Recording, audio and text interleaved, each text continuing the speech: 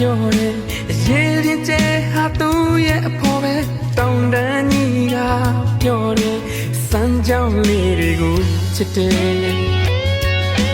ကောင်းကင်ကြီးက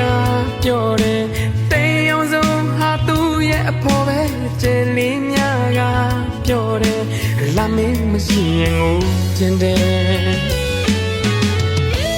ထာဝရကိုရင်ခွင်မမင်းလေးနေပါကိုအားမင်းရဲ့အမြဲတမ်းမဲ့ပေါ်မပါမျက်နှာလုံးလို့ချစ်တာတမိုးတာပြီးချစ်တာယုံကြည်ပါနောက်ဆုံးတနေ့တိလက်တွဲမဖြုံဘူးမင်းနာနေမှာပါအစိုးကောင်းနေတို့တဲ့သူခံစားမြဝေသွားမှာအရာရာပေးစခါအသေးကိုနေအလို့ထားတာထာဝရခေါ်ဆိုတာဟာအချစ်စရဲ့တမိုးတစ်ခုပါ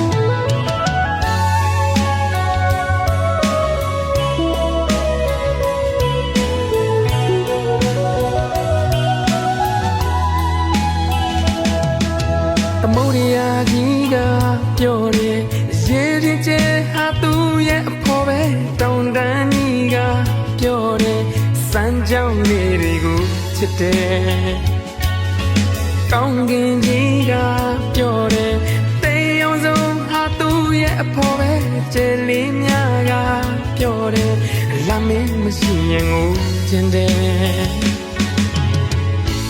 ထာဝရကိုရင်ခွင်မမင်းလေးနေပါကိုအားမင်းရဲ့အမြဲတမ်းမဲ့ပေါ်မပါမျက်နှာလုံးလို့ချစ်တာတမိုးတာပြီးချစ်တာယုံကြည်ပါနောက်ဆုံးတနေ့တိလက်တွဲမဖြုံဘူးမင်းနာနေမှာပါ